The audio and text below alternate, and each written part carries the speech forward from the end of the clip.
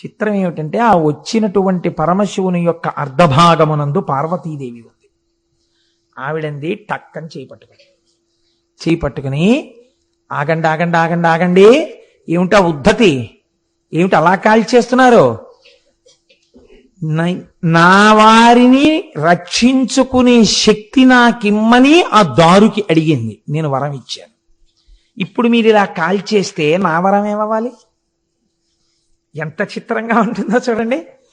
అమ్మ ఇటు భక్తుణ్ణి రక్షించారుగా, ఆవిడ నాకు భక్తురాలైంది, ఆవిడ నన్ను శరణు వేడింది, తపస్సు చేసింది, నేను వరం ఇచ్చాను. ఇప్పుడు మీ రక్షణ వలన నా వరము వమ్మైపోతే అప్పుడు నేనేమవ్వాలి? నేను మీరు ఒకటే, మన ఇద్దరమని లేంగా, మన ఇద్దరి మనస్సు ఒకటేగా.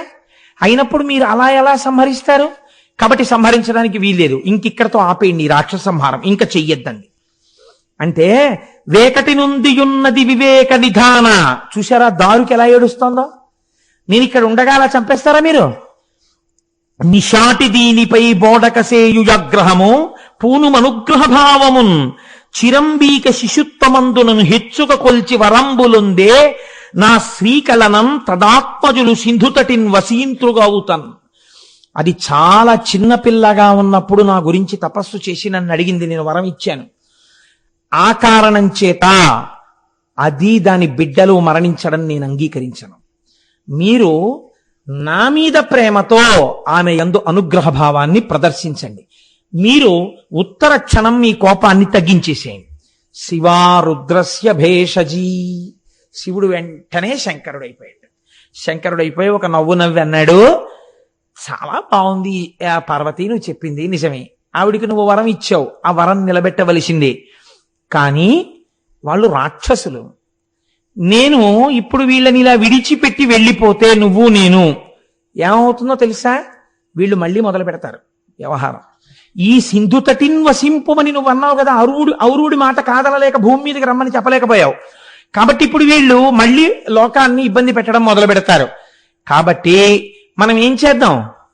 తల్లి తండ్రి అక్కడే కూర్చున్నట్టు ఎదురుగుండా మొహం బాగా పరిచయమై పాత నేరస్తుణ్ణి చూడగానే పసిగట్టగలిగినటువంటి పోలీసు ఉన్న చోటికి వెళ్లి జేబు దొంగతనం చెయ్యలేనట్టు వీళ్ళు మళ్లీ ప్రజల్ని ఇబ్బంది పెట్టకుండా ఉండడం కోసం నేను ఇక్కడే కూర్చుంటాను జ్యోతిర్లింగ రూపంలో.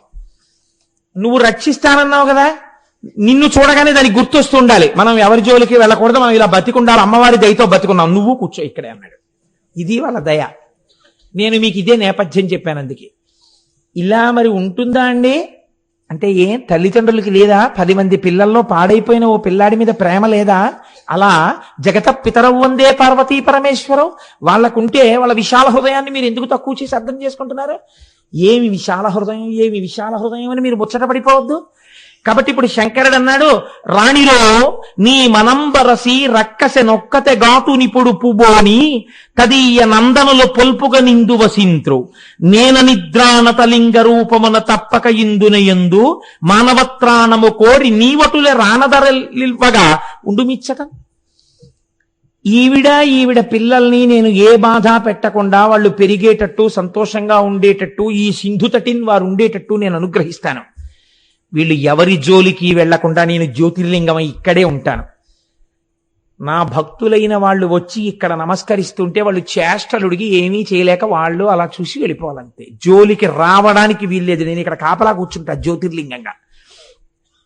వాళ్ళకి గుర్తుండడానికి, నీ వలన బతుకుతున్నామని గుర్తుండడానికి నువ్వు కూడా కూర్చో అన్నాడు. అంటే అమ్మవారంది, మీరు ఇంత గొప్ప పూజలు అందుకున్నారు కనుక, అంటే నా మాట పాటించి చంపకుండా పిల్లలనక పెద్దలనక, తప్పు మార్గంలో ఉన్న పిల్లలనక మంచి మార్గంలో ఉన్న పిల్లలనక అందరినీ పిల్లలుగా ఏకకాలమునందు, తప్పు మార్గంలో ఉన్న పిల్లలు అలా చూస్తూ అమ్మో స్వామి మనం నమస్కరించకపోతే మళ్ళీ లేచాడంటే ఇబ్బంది అని చెప్పి నమస్కరించేటట్టుగా పూజలు అందుకుంటున్నారు. సరే, మీ భక్తులైన వాళ్ళు ఎలాగో వచ్చి నమస్కారం చేస్తున్నారు. ఈశ్వర, ఇంత విచిత్రమైన రూపం కాబట్టి మీరు ఏ పేరుతో పిలుస్తున్నారు? అది నాగనాథుడన్న పేరుతో పిలుస్తున్నానన్నాడు. నువ్వే పేరుతో పిలుస్తావో తెలుసా? ఈశ్వరి నాగేశ్వరి అని పేరుతో విలువు అన్నాడు. కాబట్టి ఇప్పుడు ఈశ్వరుడు నాగనాథుడయ్యాడు, ఈశ్వరి నాగేశ్వరి అయింది. అయి ఇద్దరూ ఆ తటమునందు జ్యోతిర్లింగమునందు వెలిశారు. ఎవరైనా వచ్చి దర్శనం చేస్తే దర్శనం చేసినటువంటి వాళ్ళకి మళ్ళీ అదిగో అలా తప్పు మార్గంలో వెళ్లకుండా జన్మ జన్మాంతరముల యందు కూడా మన ఇద్దరి పాదపద్మముల యందు చెక్కు చెదరని భక్తి ప్రపత్తులు వాళ్ళు కలిగి ఉండేటట్టుగా అనుగ్రహిస్తారు. అది లేకేగా వాళ్ళు అలా పాడయ్యారు. అలా పాడవకుండా అనుగ్రహిస్తాను, ఇది నా శపథమని స్వామి నాగనాథుడిగా ఆ తీరమునందు వెలిసి ఉన్నాడు. కాబట్టి మనం నాగనాథ క్షేత్రాన్ని తప్పకుండా వెళ్ళాలి. వెళ్ళి మనుష్య జన్మ ఎత్తినవాడు దర్శనం చెయ్యాలి. చెయ్యడం వల్ల ఏమవుతుంది మీరు చూడండి. ఈ శరీరము దేని వలన వస్తుంది అంటే, ఈ శరీరమును ఇచ్చేటప్పుడు ఈశ్వరుడికి ఏం ప్రమేయం ఉండదు. ఆయన తన యొక్క వివేచనని ప్రయోగించి మీకు శరీరమును ఇవ్వరు.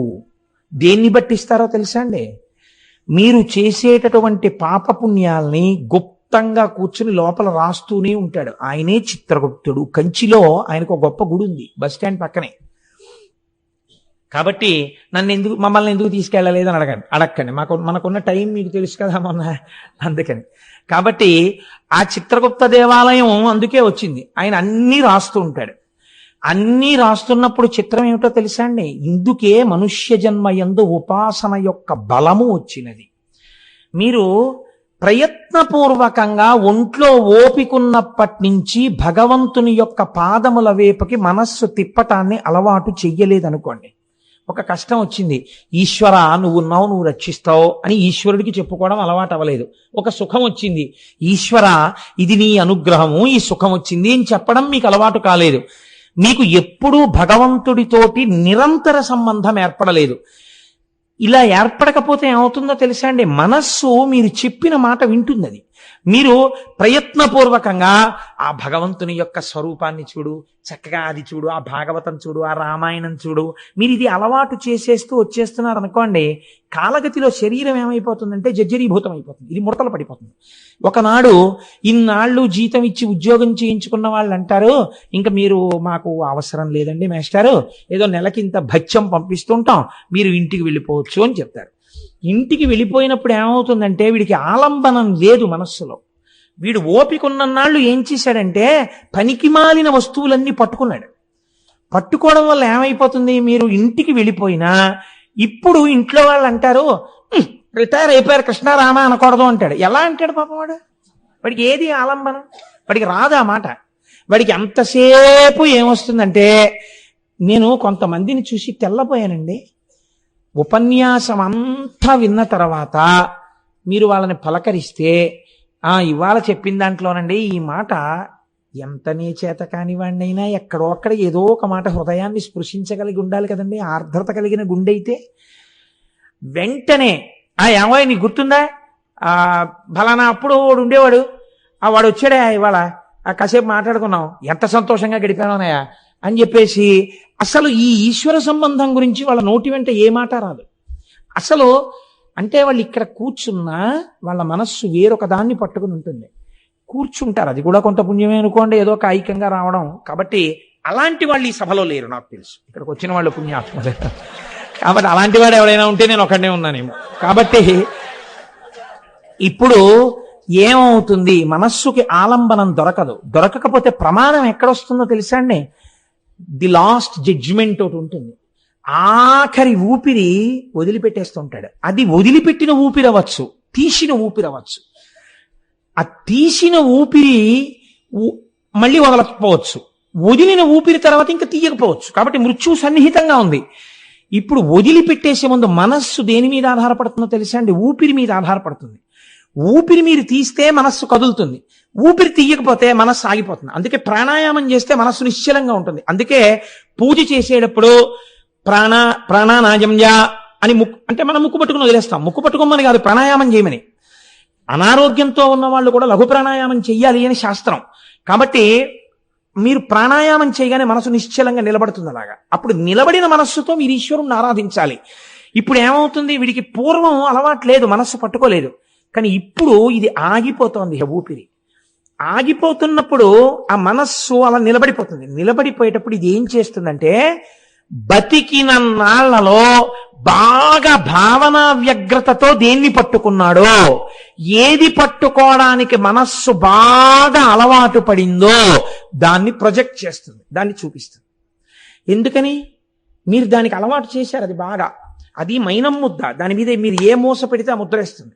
ఇప్పుడు దాన్ని పైకి తీసుకొస్తుంది. ఒక ఉదాహరణకి నేను మీకు, అంటే మార్కండేయ పురాణంలోంచి దీన్ని అనుసంధానం చేస్తున్నాను. ఐశ్వర్యం మీద భ్రాంతి ఉండిపోయింది ఒక ఆయనకి. ఇంత డబ్బుంది, ఇన్ని భూములున్నాయి, ఈ కాగితాలు అక్కడిట్టాను, ఈ బంగారం ఎక్కడిట్టాను, దీనికి తెలుసో తెలీదో, ఏమైపోతాయో, పిల్లలు పాడు చేస్తారో, బుర్ర నిండా డబ్బు గురించి ఆలోచిస్తూ ఆగిపోయింది. ఎందుకంటే దాని గురించి ఆలోచించాడు బతుకంతా. ఆగిపోతే ఈశ్వరుడు ప్రమేయం పెట్టుకోడండి. వెంటనే ఏం చేస్తాడంటే, తలలో డబ్బు గురించి కదా పెట్టుకున్నావు, ఈశ్వరుడు ఉద్ధరించడానికి ప్రయత్నిస్తాడు. ఆయన ఏం చేస్తాడంటే, బాగా చీకటిగా ఉన్న చోట భోషాణం కింద చేరి పడుకునే జన్మనిస్తాడు. ఒక కట్లపామో, ఒక తేలో, ఒక జిర్రో కింద వెళ్ళి అక్కడ పడుకుంటాడు. భోషాణం కదపరగా అక్కడ ఉంటాడు. ఎప్పుడో సంక్రాంతి వస్తోందని సున్నాలు వేయడానికో, ఇప్పుడు అది కూడా చిత్రం ఏమిటో తెలుసా అండి, అది కదుపుతారు. కదిపితే ఈ తేలో ఏదో భోషాణం కదుపుతున్నప్పుడు ఎవడుంటాడండి, సేవకులకు అప్పచెప్తారంటే కొడుకు నించుంటాడు అక్కడ.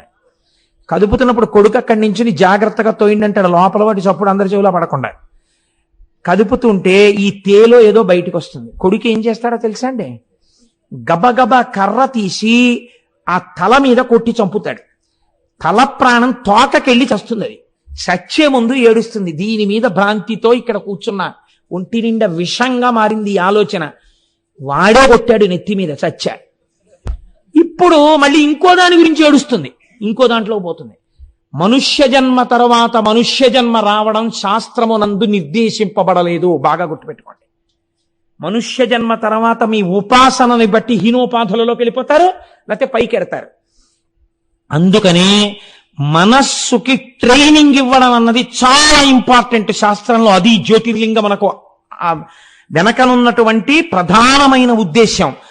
అవగుణములను పక్కకి తీసేస్తుంటే భగవద్భక్తుల్ని, భగవంతుణ్ణి పట్టుకోవడానికి అలవాటు పడిపోయింది అనుకోండి.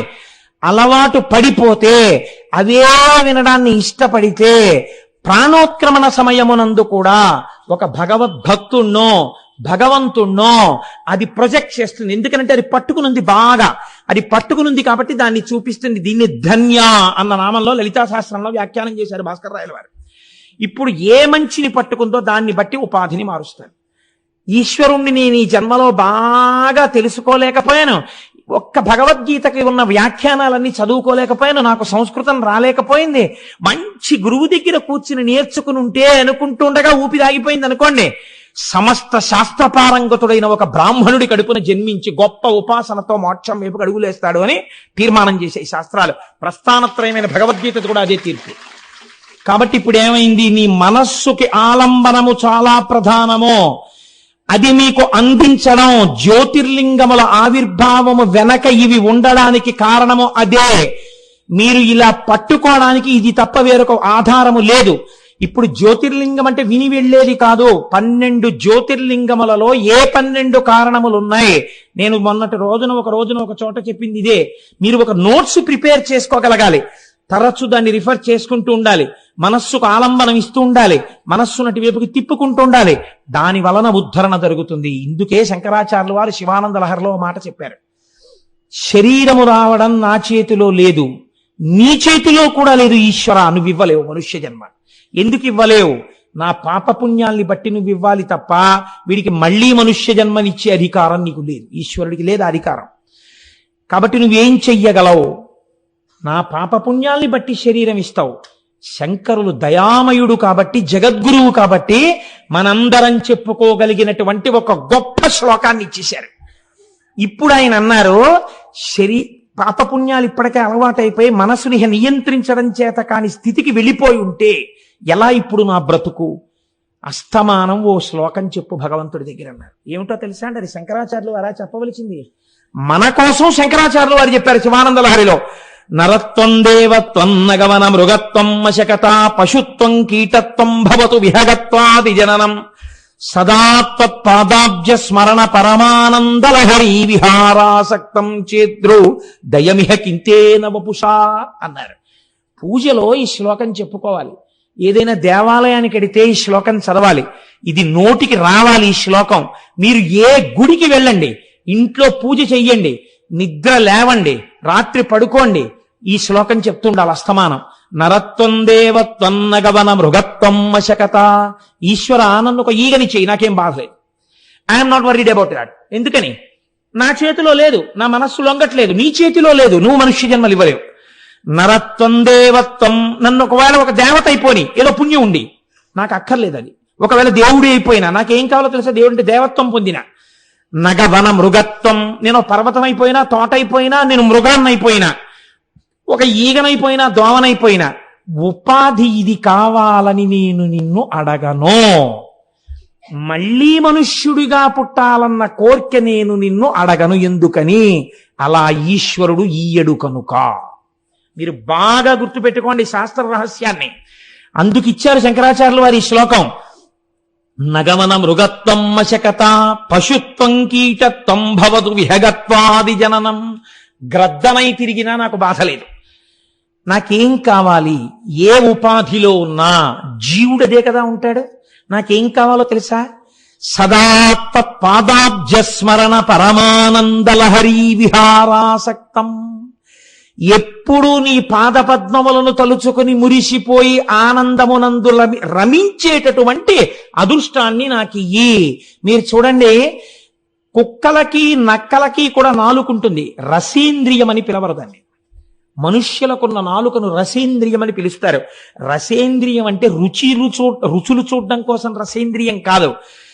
భగవంతుని యొక్క నామ వైభవమును, ఈశ్వరుని యొక్క గుణముల రసమును గ్రోలి అందుచేత మత్తెక్కిపోయి చెప్పకుండా ఉండలేక ఈశ్వరనామము చెప్పి ఈశ్వరునిలో ఉన్న రసమెరిగినటువంటి స్థితి కాబట్టి, దాని వలన పలుకన నాలిక కాబట్టి ఇది రసేంద్రియమైంది.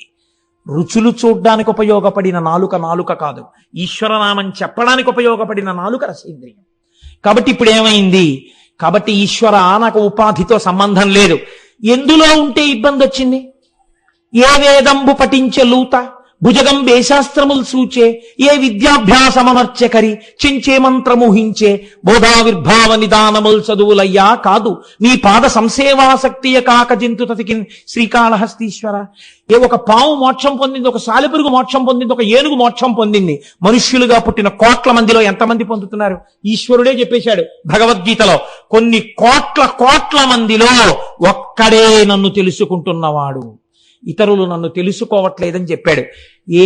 ఒక పాము ఈశ్వరుణ్ణి తెలుసుకోగలిగింది, నీకు ఉపాధితో సంబంధం ఏంటి? ఎంత గొప్ప మాట! శాస్త్రములను పిండేశారు కాబట్టి జగద్గురువై శంకరులు చెప్పారు, ఉపాధి మనుష్యుడు దిమ్మని అడగల. ఏం కలిసి వస్తుంది నీకు ఉపాధితో?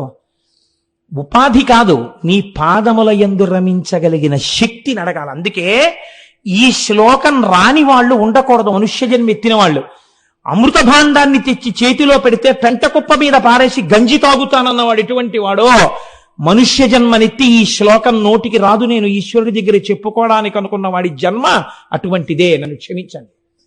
మనకి రాదని జగద్గురువులు మనకు అందించారు. నరత్వం దేవత్వం నగవన మృగత్వం మశకత పశుత్వం కీటత్వం భవతు విహగత్వాది జననం సదా తత్పాదాబ్జస్మరణ పరమానందలహరీ విహారాసక్తం చేద్రూతయమిహ కింతేన వపుషా. ఎక్కడికి వెళ్ళండి మీరు, ఏ గుళ్ళోకి వెళ్ళండి, ఇది చెప్పి బయటకు వస్తుండాలి. అప్పుడు ఇక మీకు బాధ లేదు, అలవాటు అవుతుంది. ఈశ్వరానుగ్రహంతో ఉపాధి మారిన భక్తి వస్తుంది, దానివల్ల తరించిపోతారు, చాలదండి.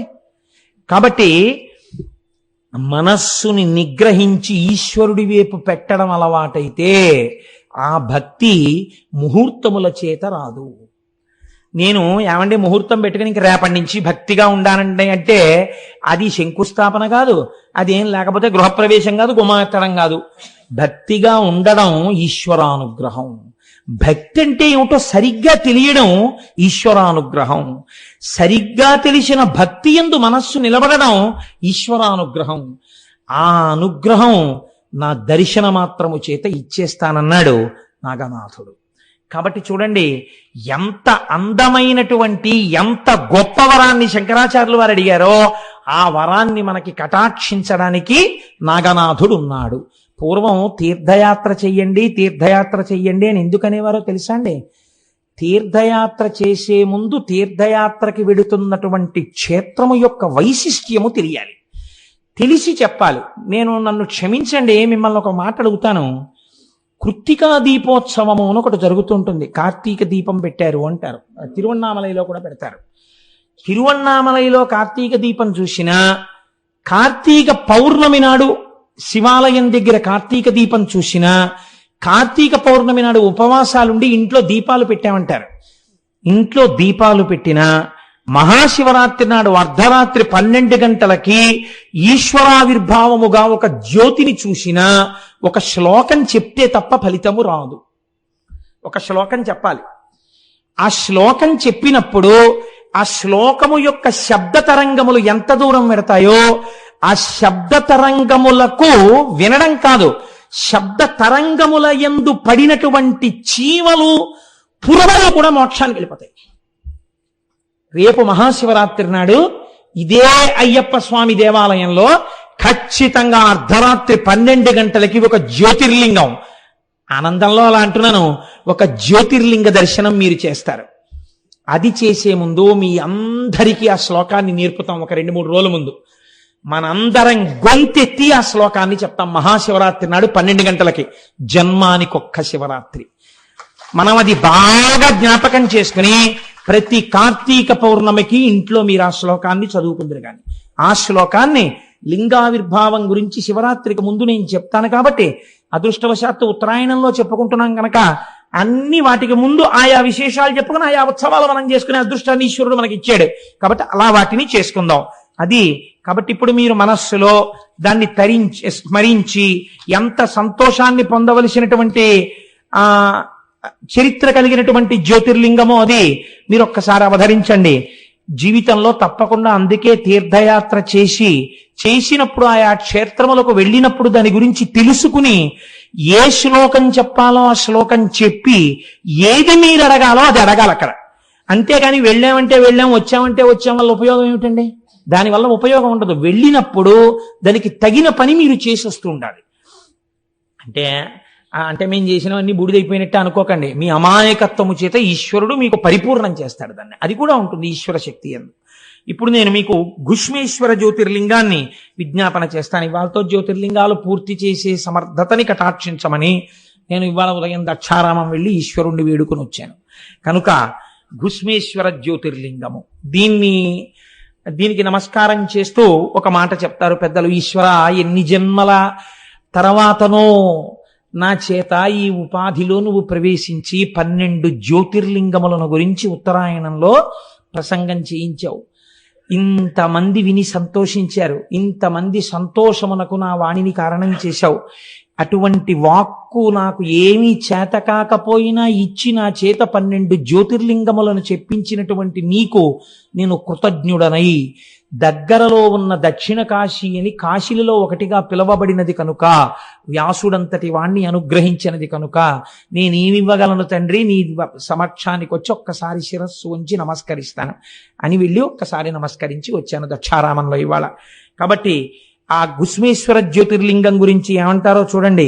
ఇలాపురే రమ్య విశాలకేస్మిన్ సముల్లసంతంచ జగద్వరేణ్యం వందే మహూదరతర స్వభావం ఘుష్మేశ్వరాఖ్యం శరణం ప్రపద్యే. ఈ శివలింగం గురించి చెప్పేటప్పుడు ఒక విశేషణాన్ని చెప్తున్నారు. మహూదర, ఇంకా ఆయన ఔదార్యాన్ని ఇంత అంతా అని మీరు లెక్క కట్టి చెప్పడం కుదరదు. అంతటి ఔదార్యమున్నవాడు, ఈ పని చేస్తే ఇంతిస్తాడు అని మీరు చెప్పలేరు. అంతటి ఉదార స్వభావము కలిగినటువంటి వాడు. నాకు ఒక్కొక్కసారి ఆ ఔదార్యము అన్న మాట గురించి చెప్పాలంటే అసలు ఆశ్చర్యంగా ఉంటుంది. మా దొరగారి అన్నగారు ఉన్నారు ఏలూరులో. మా దొరగారి అన్నగారు వారింట్లో, నన్ను దొరగారి ఏమనుకోకండి, ఆనందంతో చెప్పేస్తున్నాను, వారింట్లో ఒక పాలేరుని పెంచి పెద్ద చేశారు. ఆయన స్నానం చేస్తే పంచి అందించాడు, ఆయన స్నానం చేస్తే ఉత్తరీయం ఇచ్చాడు. ఆయన బయటికి ఎడుతుంటే అయ్యగారు వచ్చేవరకు ఇక్కడ కూర్చుంటానన్నాడు. ఒక కొడుకే మసిలితే ఎలా మసులుతాడో అలా మసిలాడు. ఆయన, ఆ దొరగారు అన్నగారు, ఆ పిల్లవాడిని ఒక కొడుకులా చూసుకున్నారు. అతనికి పుట్టిన పిల్లాన్ని MBA చదివించారు, పెద్ద ఎగ్జిక్యూటివ్ చేశారు. ఆశ్చర్యం తెలుసా మీకు?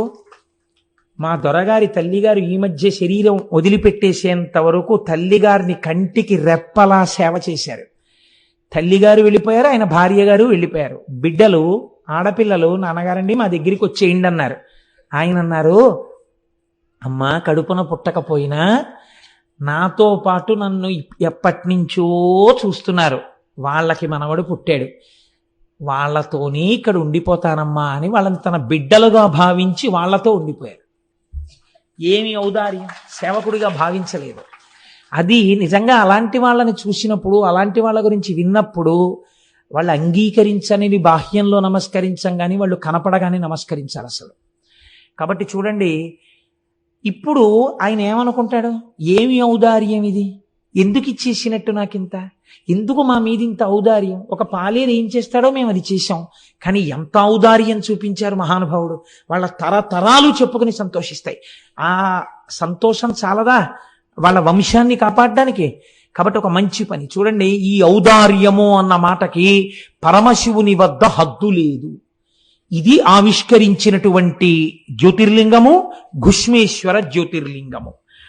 దేవగిరి కటమున భూదేవుడు బ్రహ్మవిదుడభవ దీక్షితుడవనిం పావనుడు భరద్వాజ కులావిర్భూతుడు సుధర్ముడనునొకడలరున్. ఒకానొకప్పుడు దేవగిరి అనబడేటటువంటి పట్టణంలో సుధర్ముడు అనబడేటటువంటి గొప్ప శివభక్తుడు, త్రికాల సంధ్యావందనం అలవాటైన వాడు, నిరంతరము శివ పార్థివేశార్చనకు అలవాటు పడినటువంటి మనస్సున్నవాడు, భగవంతుని యందు మనస్సు రమించడం చేత తనకిది ఉన్నదని కానీ తనకిది లేదని కానీ ఎన్నడూ భావన చెయ్యనివాడు, తనకి ఒకటి లేకపోవడం కూడా ఈశ్వరానుగ్రహమే అని అనుకోగలిగినటువంటి సంపన్నత కలిగిన హృదయం ఉన్నవాడు. ఇది చాలా కష్టం అండి. ఈశ్వరుడు ఒక్కొక్కరికి ఒకటి ఇవ్వడు. లోకం ఏమంటుందంటే వాళ్ళకి ఇది లేదంటుంది, కానీ వాళ్ళంటారు ఈశ్వరుడు మమ్మల్ని ఉద్ధరించడానికి మాకు అది ఇచ్చి ఉండకపోవచ్చు అంటారు. అది వాళ్ళ భక్తి. వాళ్ళ భక్తి నీకేం తెలుసు వాళ్ళని అలా అని నువ్వు పాపం మూట కట్టుకుంటున్నావు. కాబట్టి ఇప్పుడు అటువంటి భక్తుడు ఒకడున్నాడు. ఆయనకి సుదేహ అని ఒక భార్య ఉన్నది. ఆమె మహాసౌశీల్యవతి, భర్తని నిరంతరము ధర్మమునందు అనువర్తించేటటువంటి స్వభావము కలిగినటువంటి తల్లి. చాలా కాలం ఇలా ఉంటుండగా వీళ్ళిద్దరికీ బిడ్డలు కలగలేదు. బిడ్డలు కలగకపోతే ఈ భార్య వెళ్ళి భర్త దగ్గర బాధపడింది. ఏమంటే మన తర్వాత వంశం నిలబడడానికి, పూజామందిరంలో పూజ చేయడానికి ఇంట్లో వండిన పదార్థం ప్రేమతో అమ్మా అని పిలిచి తినడానికి బిడ్డలు లేరు. ఈ తల్లితనం లేకపోవడం నాకు చాలా బాధగా ఉంది. అందుచేత మనకి బిడ్డలు లేనటువంటి ఈ లోటు ఎలా పూడుతుంది అని భర్త దగ్గర ఏడ్చింది. ఆయన ఏమనాలండి, నిజమే ఈ లోటు ఎలా పూడుతుంది, మనకి బిడ్డలు కలగట్లేదు అనాలి. కానీ ఆయన ఎంత గొప్ప మాట అన్నాడో తెలుసా అండి భార్యతో? ధీరుడుగాన, ధీరత్వం అంటే జ్ఞానమునందు రమించేటటువంటి స్వభావం, అటువంటి బుద్ధి ఉన్నవాడు కాబట్టి ధీరుడుగాన తత్పతి మదింగనకెట్టి విచారమున్ మహోదారతతో ఇటుల్నడు తన్విరో వందురనేల ఇట్టు లెవ్వారికి నెవ్వారౌదురిలా బంధువులెవ్వరు తల్లిదండ్రులెవ్వారలు పుత్రులెవ్వరిక స్వార్థపరంబు జగంబు సర్వమున్. ఏమిటే నీ వెర్రి, ఎవరికి తల్లిదండ్రులు, ఎవరెవరికి బిడ్డలు, ఎవరి స్వార్థం వాళ్ళది. కలిసినవి విడిపోతుంటాయి. పట్టు విడిపే ఈ లోకమునకు ఉన్నటువంటి స్వభావం. ఇలా పట్టుకుంటుంది, అలా విడిపోతుంది. విడిపోయిన వస్తువుని పట్టుకున్నాను నువ్వు లేకపోతే నేను ఉండలేనన్నవాడు 11 రోజుల్లో మరిచిపోతున్నాడు. మరిచిపోయేవాడు సంతోషంగా తిరిగేస్తున్నాడు. వాడికి మళ్ళీ నువ్వు లేకపోతే నేను ఉండగలనా అని చెప్పిన వాడు ఎవడున్నాడో వాడు సంవత్సరం తర్వాత ఎవరు లేకపోతే ఉండలేనన్నాడో వాళ్ళ తిథిని గుర్తు చేయడానికి ఇంటి పురోహితుడు వచ్చి గుర్తు చేస్తే తప్ప తద్దినం పెట్టని వాడయి ఉన్నాడు. అంతటి కృతజ్ఞమే ఈ లోకం. అటువంటి బిడ్డల కోసం, దేనికోసం నీకు ఈ అలజడి? నువ్వు ఈ సంబంధాన్ని ఈశ్వరుడు ఎందు పెట్టు. నువ్వు తరిస్తావు, నేను తరిస్తాను. అవన్నీ ప్రతిబంధకాలు తరించడానికి, ఏమో తొందరగా మనల్ని లాగేయడానికి, ఏ అడ్డు లేకుండా చేసేయడానికి, తొందరగా తన వైపు ఈడ్చి పారేయడానికి ఈశ్వరుడు అసలు సంతానం లేకుండా చేశాడేమో. లేవంటావెందుకు, ఏది మనకి ఇవ్వడానికి అది లేకుండా చేశాడో ఈశ్వరుడు యందు మనస్సు పెట్టన్నాడు. అంటే పాపం ఆవిడ సర్దుకుంది మనస్సు. కానీ లోకం అనేటటువంటి ఒక వస్తువు ఉంది కదండి, దీనికి అనవలసిన మాట అనరాని మాట అన్నది తెలియదు. ఇతరుల్ని బాధించి బతకడం కలియుగంలో లక్షణం. ఎందుకని చిత్తవృత్తులు రాక్షసులై ఉన్నాయి. ఇంత మాట అనడమా, ఆ మాట ఎంత ప్రమాదానికి ఎడుతుంది, ఎంత బాధపడతారని ఆలోచించకుండా మాట్లాడతారు. కాబట్టి ఈవిడ ఒకసారి పొరిగింటికి వెళ్ళి ఏదో పేరంటం జరుగుతున్నప్పుడు ఏదో వాదులాట వచ్చింది స్త్రీల మధ్య. వాదులాట వస్తే ఈ సుధర్మ, ఈ సుదేహ తనకి తెలిసినటువంటి ఒక మంచి మాట చెప్పింది, ఇలా చేయకూడదు అనేదో అంది. అనేటప్పటికీ ఆవిడంది కోపంతో, చెప్పడానికి నీకున్న యోగ్యత ఏమిటి అని చెప్పడానికి ఆవిడ ఒక అనరాని మాట అనేసింది. దుడ్డు కలుగొనేమో గొడ్డుదానవు నీవు, తినుటకెవ్వరేని దిక్కులేరు, బిడ్డలున్న దాన్న పేర్మినాకెనయవుదే, తల్ల క్రిందులగుచు తపసుకొనిదా. ఏమిటి నువ్వు మాట్లాడేది, నువ్వు గొడ్రాలివి. ఎంత ఉంటే ఏమిటి, దుడ్డు కలుగునేమో, నీకు డబ్బు ఉందేమో, మీ తర్వాత తినడానికి ఎవడున్నాడు, రాజులు పట్టుకెడతారా సొమ్ము. మాకు అలా కాదు, మా తర్వాత తినడానికి పిల్లలున్నారు, మేము వండితే అమ్మా అని తినడానికి పిల్లలున్నారు. మా ఐశ్వర్యం నీకెక్కడొస్తుంది, ఇక నీకు పిల్లలు పుట్టరు. నువ్వు తలకిందులుగా తపస్సు చేసినా ఇక నీకు అమ్మా అన్న మాట లేదు.